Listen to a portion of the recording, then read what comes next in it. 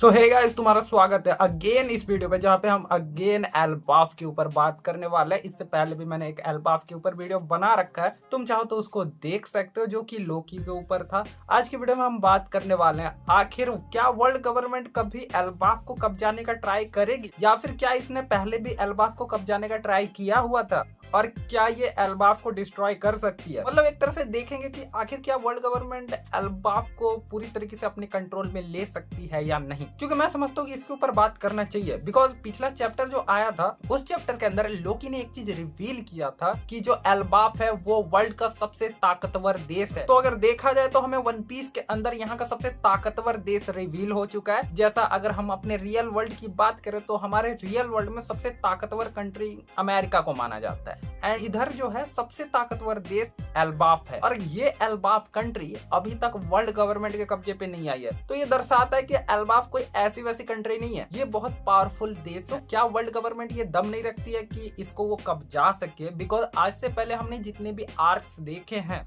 अगर वो एक योंको की टेरिटरी नहीं है तो वहां पर मरीन का कुछ ना कुछ करके थोड़ा थोड़ा यार इन्वॉल्वमेंट जरूर होता है। लाइक ड्रेसरोजा आर्क में भी हमें मरीन्स दिखाए गए थे, एंड जो पिछला आर्क था एग हेड आर्क, वहां पर भी मरीन्स प्लस वर्ल्ड गवर्नमेंट बहुत ज्यादा इन्वॉल्व थी, बिकॉज वो वर्ल्ड गवर्नमेंट की टेरिटरी थी। बट ये जो एल्बाफ है ये वर्ल्ड गवर्नमेंट की टेरिटरी में नहीं आती है। और ये चीज याद रखना, जब भी कोई ऐसा कंट्री दिखता है ना जो वर्ल्ड गवर्नमेंट की टेरिटरी के अंदर नहीं आती है, उसको वर्ल्ड गवर्नमेंट यही कोशिश करती है कि उसको कुछ भी करके कंगाल कर दे या बर्बाद कर दे। बट एल्बाफ का केस थोड़ा सा अलग है, बिकॉज यहाँ पे सारे के सारे जायंट्स रहते हैं, एंड ये देश सबसे बड़ा कंट्री में से एक है। यहाँ के लोगों के सामने लूफी का साइज एक चींटी जितना है। प्लस जैसा कि मैंने पिछले वीडियो पे बता रखा था कि जो एल्बाफ है वहां पे 9 रियाल में, एंड अलग अलग रियाल में अलग अलग प्रजातियों के बारे में हमें बताया जाएगा। सो इससे बात ये उठता है कि क्या वर्ल्ड गवर्नमेंट ने कभी ट्राई नहीं किया होगा? तो मुझे लगता है कि ट्राई तो किया होगा, लेकिन वो बुरी तरीके से पिट गई होगी एंड फेल भी हुई होगी। अगर तुमको वानो आर्क याद है ना, तो वहां पर एक चीज बताया गया था कि नोवेल्स ने वानो को कब्जाने का बहुत पहले बार बार कोशिश किया, एंड र्यूमा के वजह से वो लोग कभी कब्जा नहीं कर पाए। बट फिर काइडो ने बीच में कब्जा लिया था 20 साल के लिए, और अब वो लूफी के अंडर आता है। बट लूफी उसको प्रोटेक्ट करता है क्योंकि वो लूफी की टेरिटरी है। पर जब बात आती है एल्बाफ के अंदर, क्या वर्ल्ड गवर्नमेंट दम रखती है? तो देखो, वो ना ट्राई कर सकती है उसको कब्जाने का, और शायद पास्ट में किया भी होगा।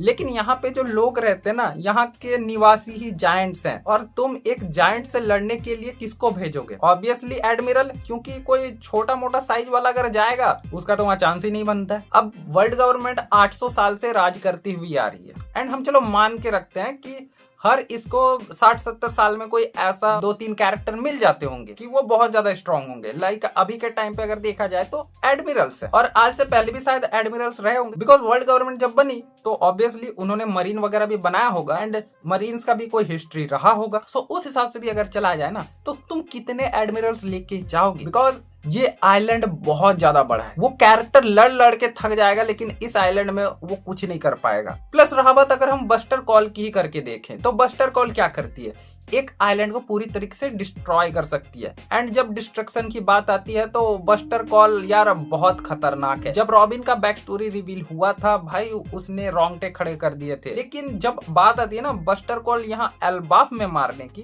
तो यहाँ भी ये चीज नहीं हो सकता। जगह ही बहुत बड़ा है। साथ ही साथ ये उन चुनिंदा कंट्रीज में से एक है जिसने बहुत सारे हिस्ट्री को अपने साथ बचा के रखा है, और यहाँ के कैरेक्टर्स को पक्का सन गॉड के बारे में सबसे ज्यादा पता है। प्लस वर्ल्ड सेंचुरी के बारे में भी शायद यहाँ के लोगों को सबसे ज्यादा पता होगा, क्योंकि ये वो देश है जो इतने सालों से आज भी वर्ल्ड गवर्नमेंट के कब्जे में नहीं आई। सबसे पहला इकलौता आर्क जो हमें दिखाया गया था जहाँ के लोगों को थोड़ा बहुत बेसिक हिस्ट्री के बारे में पता है, वो था स्काइपिया। बिकॉज वो जाया का पार्ट हुआ करता था, एंड जब वो आसमान में चल गया तो वर्ल्ड गवर्नमेंट कभी भी उस पर कब्जा नहीं कर पाई, एंड इस वजह से वहाँ के लोगों को भी बेसिक चीजें पता है हिस्ट्री के बारे में जो वर्ल्ड गवर्नमेंट छिपाते आ रही है। वहीं पर जो वानो की बात की जाए या फिर जोउ आइलैंड की बात की जाए, जोउ भी कभी भी वर्ल्ड गवर्नमेंट के कब्जे में नहीं आई, क्योंकि जब जुनेसा सामने निकल करके आई थी वानो आर्क के अंदर, भाई जब 5 एल्डर्स को इसके बारे में पता चला तो वो हैरान हो गए थे, बिकॉज उन्होंने जुनेसा को इतने सालों से देखा नहीं था। सो ये भी बहुत शॉकिंग चीज था कि जुनेसा इतने सालों से यहाँ वहाँ चलते फिरते उसको कोई ट्रैक नहीं कर पाया, एंड वो भी वर्ल्ड गवर्नमेंट से बचा हुआ रहा। एंड ये दो जो कंट्रीज मैंने बोले ना, स्काइपिया एंड जो आइलैंड, ये चलो इनको एडवांटेज होता था। वानो वाला वो रियोमा और बाकी सामुराइज की वजह से था, बिकॉज वो सामुराइज की कंट्री है, वहां पे भिड़ के वर्ल्ड गवर्नमेंट अपना नुकसान नहीं करवाना चाहिए। लेकिन जब बात आती है ना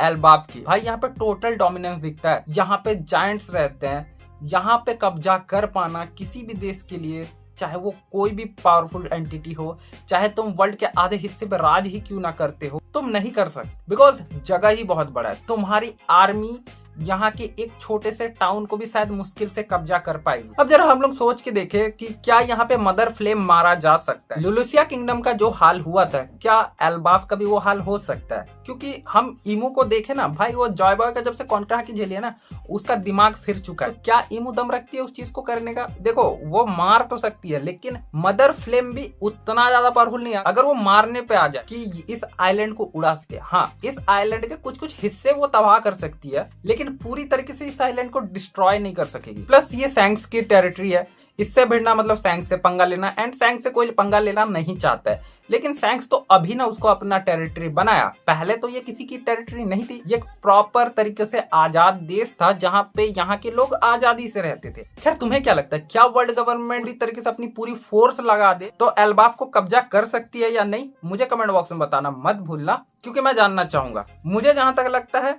अगर प्रॉपर एक लाइन में आंसर दिया जाए तो हाँ, शायद वो अगर अपना सारा पावर लगा दे, सारे लोगों को लगा देना, तो हो सकता है वो एल्बाफ को कब्जा कर लेगी। लेकिन वो इतना पावरफुल उसके बाद नहीं रहेगी कि वो अगेन किसी और कंट्री से भिड़ के जीत सके, बिकॉज उस फाइट के दौरान वो अपने स्ट्रॉन्ग से स्ट्रॉन्ग कैरेक्टर्स को ऐसे ही खो देगी। उसको मरीन से लेके, उसको गॉड्स नाइट से लेके, 5 एल्डर्स से लेके सबको मैदान में उतरना पड़ेगा, तब जाके कहीं पर चांस है कि वो कब्जा कर सकती है। सो ये है मेरा ओपिनियन। तुम्हें क्या लगता है कमेंट बॉक्स में राय दो। वीडियो पसंद है वीडियो को लाइक करो, चैनल पे नए आए तो इस चैनल को सब्सक्राइब करो, और हाँ बेल आइकन भी ऑन कर देना, जिससे जब भी मैं कोई नया वीडियो डालूंगा तुम्हारे पास नोटिफिकेशन आ जाएगा और तुम ऐसे वीडियोस को एंजॉय कर सकोगे। तो यार मिलेंगे नेक्स्ट वीडियो में, फिलहाल के लिए बाय।